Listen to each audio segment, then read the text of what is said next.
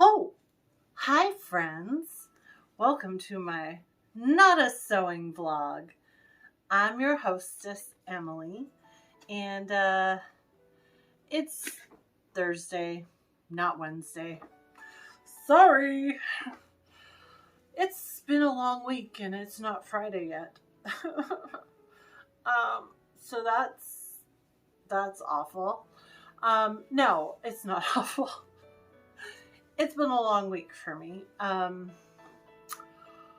Good things. Mostly good things. I got a job. I know I told you. I think I told you. Pretty sure I told you. Hopefully I told you. Should really review previous videos. But I didn't. So anyway, got a job. Substitute teaching for a local school district.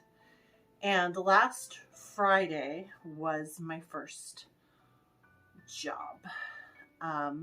It was a half day teaching English and theater at the high school. It was awful. I'm not going to lie. It was awful. Okay, so I walked in. I chose to wear what I usually wear, but decided against some of my more foofy outfits and instead went for a really nice plaid. Sorry, when I feel a hair on my legs out, like one of my hairs on my legs, I always worry that it's like a spider climbing up trying to get me, and I just okay. I'm okay. There does not appear to be a spider. But I might have to check again because I didn't find the hair.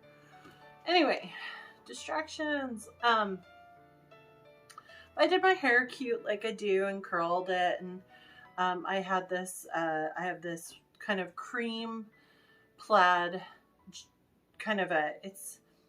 it's kind of a jumper skirt, but I feel like it's more than a jumper. I don't know.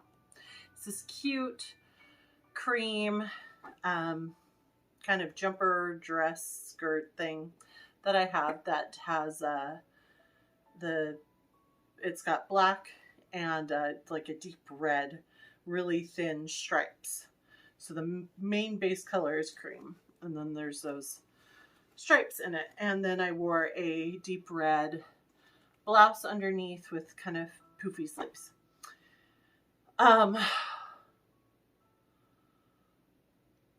The kids were awful. They were awful. I'm about to sound really, really old when I say this, and I can't believe it's about to come out of my mouth, but in my day, I mean, I would never have even, I remember like a kid or two acting up in high school or whatever, but it was like entire classrooms of just like, oh, they saw me coming. So when they walked in and saw this redhead, cutesy, overweight substitute teacher, whew, at one point when this kid got in my face, like the main problem was getting them to put their phones away. Like their teacher left express instructions, like they are not to use their phones. You tell them to put their phones away. They cannot use their phones in class. They shouldn't have their phones out at all. You should not see their phones. You know, if they disobey you about phone usage, you call security, you know, and I'm like, reading through the instructions before class going, what? No, I'm not going to do that. I'm everybody's friend. I love everybody. It's fine. We're going to be fine. I mean, these kids, you tell them once to put their phones away, and I'm being shouted at. And this is high school. So, like, some of these, like, the guys are, like, bigger than me. I was, like, scared. And the girls, like, they laugh at you to your face. And you're just like, what do I do? It was humiliating and awful and I was just I was also just completely, it's ridiculous how rampant phone addiction is in everyone. It doesn't, I'm not just saying teenagers, I'm saying in everyone. My phone stays in my bag or in my pocket or whatever, most of the time, unless I'm home. If I'm away from home, it's rare that you see my phone unless I'm specifically looking something up or I'm taking a picture or something like that. I'll go out to eat with my friends and they have their phones out on the table, or they'll pick up their phones and stuff. And my phone is still sitting in my bag because I came to spend time with my friends, not to spend time with my phone. And I mean, there's no reason to have your phone out in school. There's no reason to have your phone at school. And the parents obviously are no help because there are all the phones. Anyway, sorry, ranting, but it was an awful experience. I mean, it was only a half day and I ended up in tears in my car.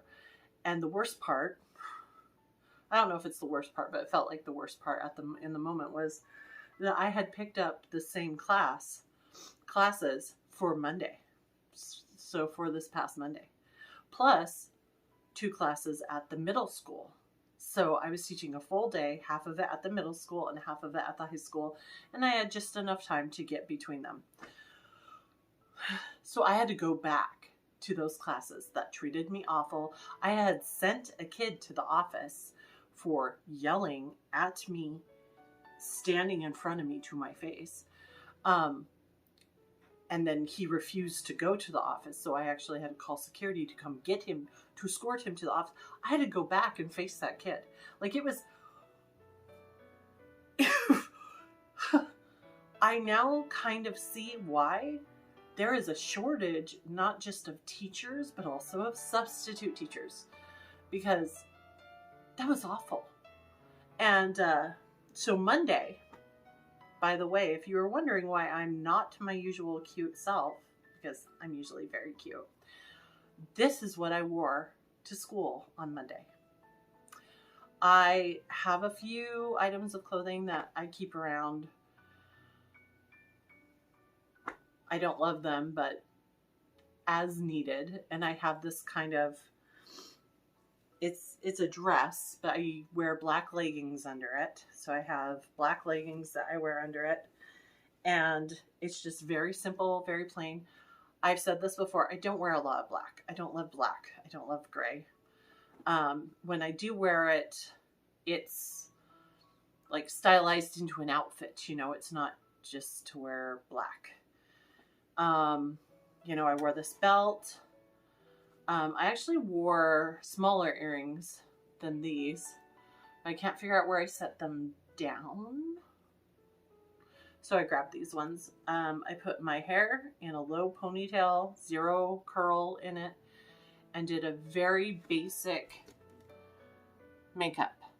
Almost no eyeshadow, just a little liner, a little mascara, some lip gloss. Dusted myself with powder and said, okay, let's go. I don't know if it helped.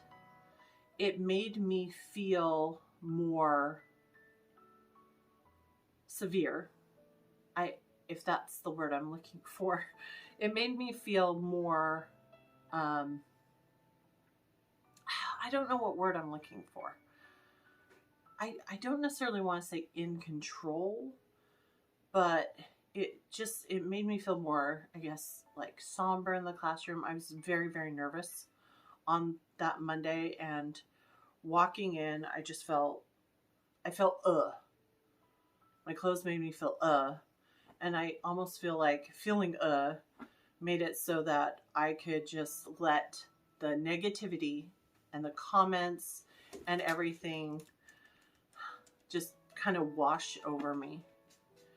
I made it through the day. The middle school was okay.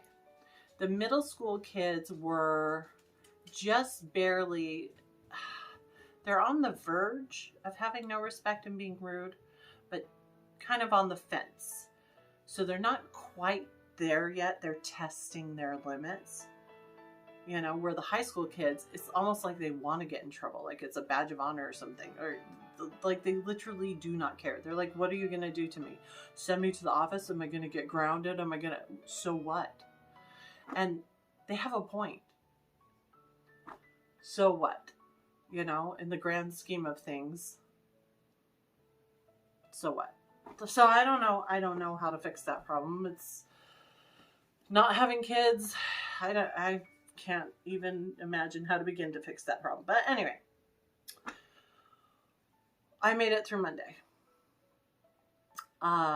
Tuesday, Thursday, which was today and tomorrow, I took shifts at an elementary school, substituting for I don't remember the exact term, so I'm going to use an old school term. Please forgive me, but basically a special education preschool class.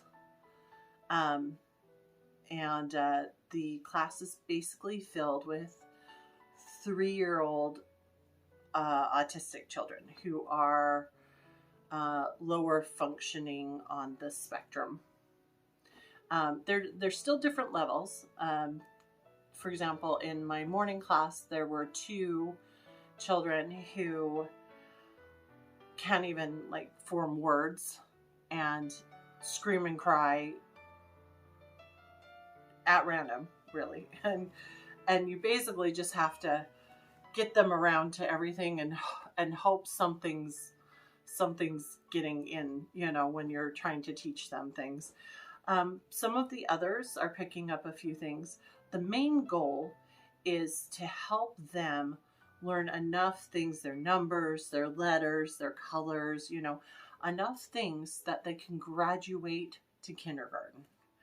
I loved it. I thought it was so fun. I am very, very sore because you're basically chasing 3-year-olds all day long, and they're 3-year-olds who are mostly nonverbal, and their emotions can change just like that. And I've been bitten twice. I've been drawn on. In fact, I still have marker on me. And you have to keep your eye on them at all times because you never know what they're going to do. They may climb up on the table and decide to just fall off the table.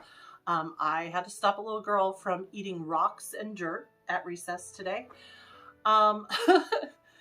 And I have been kicked and bitten and, punched in the face. That was an accident when he was flinging his arm. But anyway, and you have to get down on their level a lot. So my knees hurt and my back hurts and everything hurts. But it's also adorable and rewarding. And sometimes they smile at you. And there was one little boy today who at recess decided that I was his buddy, and he came and he grabbed my finger and took me over to the slide, and then I had to come over and watch him on the trampoline. They have like the little tiny jump trampolines and stuff, and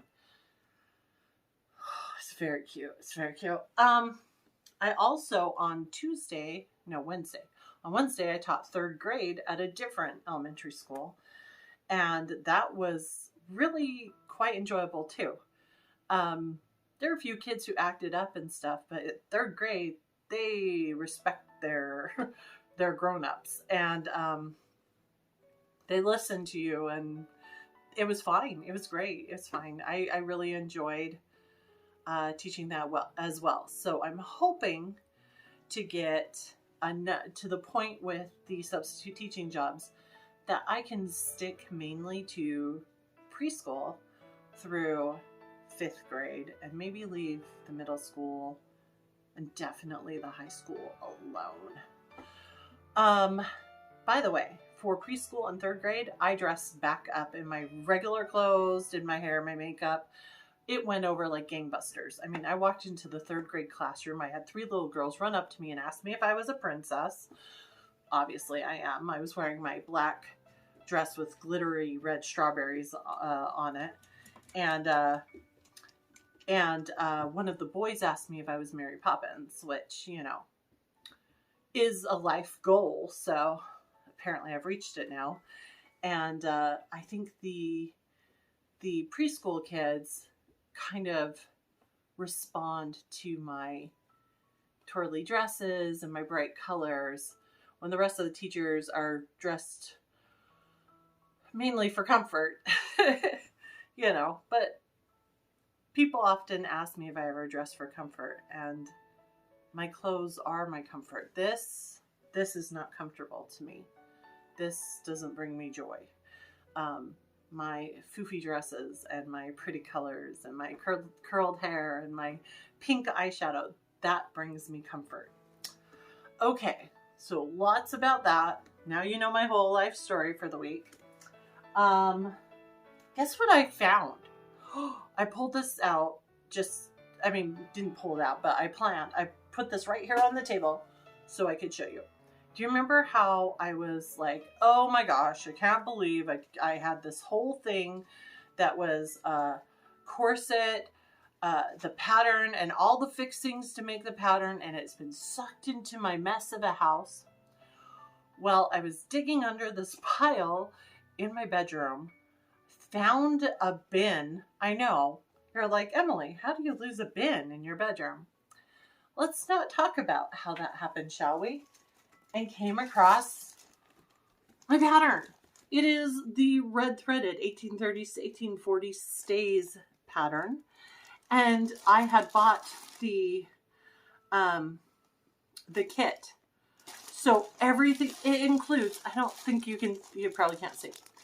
It includes everything in here. It's got the coutil, I don't know if I'm saying that right, but the coutil fabric to make it out of. It's got the front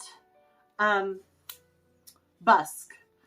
It's got the boning. It's got everything. It's got everything. It's got everything. Now, do I think I have enough time to make this before the spooky shoot? No, I don't, because I'm working on like 3 projects simultaneously right now. Well, 2. The third one that I'm trying to throw into the mix is kind of fallen by the wayside while I'm working on 2 sewing projects. And that one will happen or won't happen depending on time. But I'm just so thrilled that I found it, which means I can now make it. And I see more 1830s and 1840s dresses in my future, in my like near future. So, you know, next year I feel like it's going to have some 1830s and 1840s fun. I totally just like hit a burp with the word fun. Gross. Sorry. So yay, corset. I'm also terrified to make this, but I have a sewing buddy, my friend Melinda, who is amazing with corsets and also sews things in like an hour. She's incredible. And we've kind of become like sewing, what is it? Where you connect with someone else regularly to make sure that you're working on your projects and that you're like, and you tell each other kind of where you are and check in. Yeah, we're that. So we're motivating each other. We're like each other's sewing motivation. In case anyone's wondering, the 1830s dress pattern that I'm using is mostly the truly Victorian 1830s romantic era dress pattern. I do have another 1830s dress pattern that is buried over there, and I did not dig it out yet. That there is some bodice changes and a little bit in the shoulders that I really like. So I was going to pull it out and compare and maybe make a few little changes. I believe it's called like a high afternoon dress or something to that effect. I'll dig it out. I'll share it with you. I promise, at some point in time. And I think I told you I'd found the fabric for my 1830s dress in my stash, and then I had decided that after talking to my friend Rebecca, who decided she's not going to wear her 1830s dress to the spooky shoot because she said, oh, it's, you know, it's more autumn looking, but not really like spooky looking. And I was like, oh, the fabric I was going to use for my 1830s dress is like super brightly colored. It's like pink and green. So I thought maybe I'll save that for like the spring or something, and instead find something a little better for the season, a little darker or something. And digging through my stash, I found, nope, it's not over there. George, get off the fabric. No, get, please.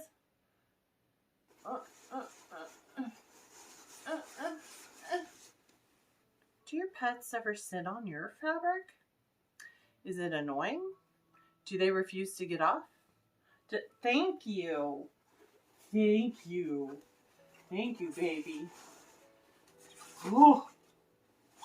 So, this is what I'm planning to use. It is a faux taffeta that that's kind of shot with like it's like a really dark purpley black. And I feel like I thought about using black and just making like a black 1830s. I also have some really dark gray faux stupioni. Thought about using that.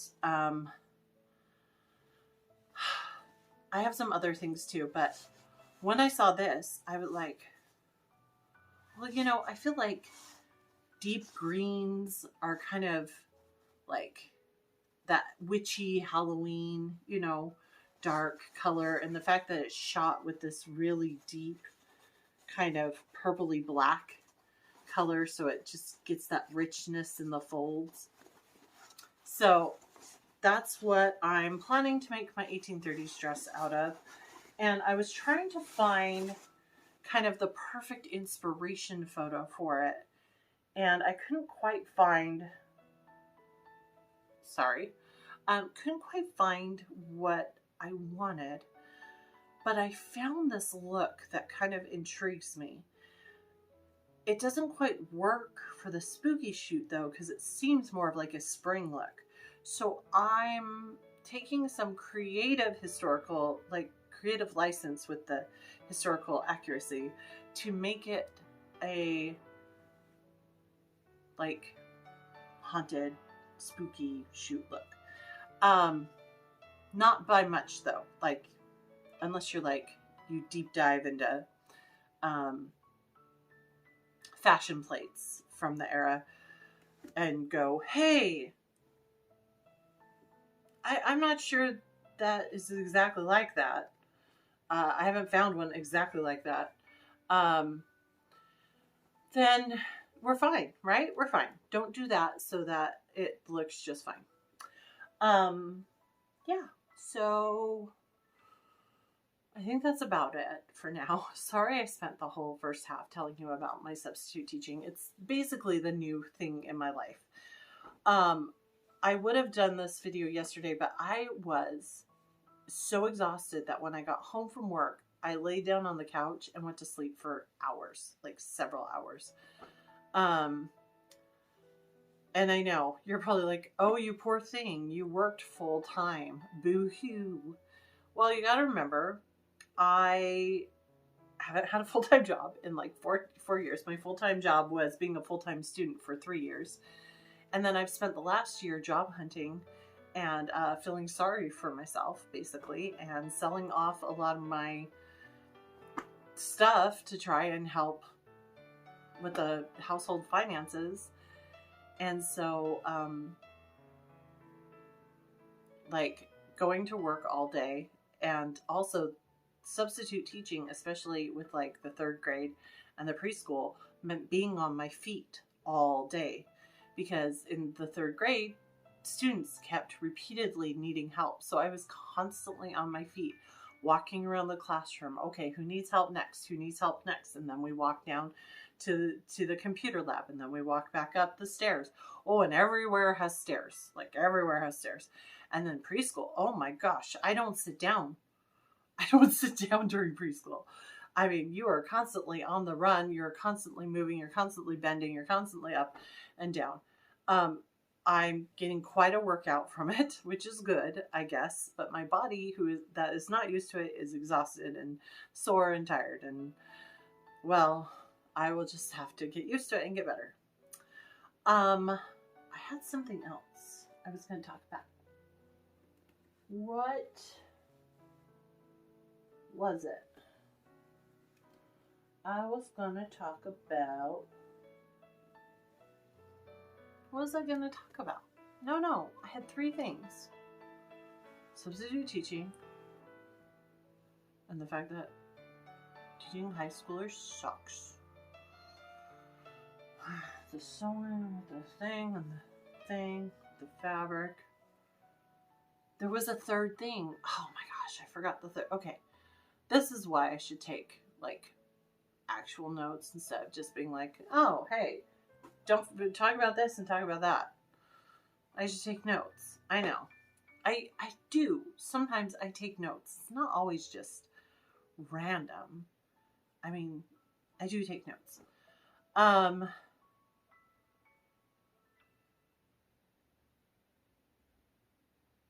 don't know. Hey, I need some new shows to watch while I am sewing. I have been trying to stick to mostly kind of, historical dramas type things, or really historical costume stuff. I can't keep watching The Dressmaker over and over again, or Young Victoria, or Emma. I just finished a show called, I think it's called Dickensian.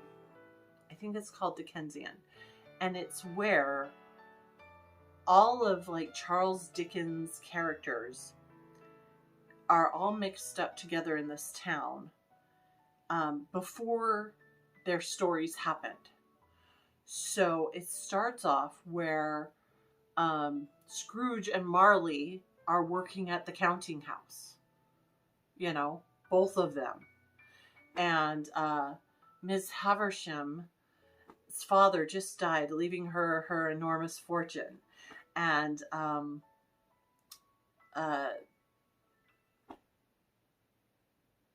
don't know, there's so much going on.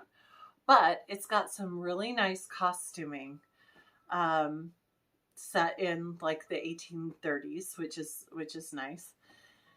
1830s, maybe early 1840s. So that's nice. I saw a bunch of episodes of another show called Dickinson, not to be confused with Dickensian, I think. Dickinson, based on kind of the life of the poetess Emily Dickinson.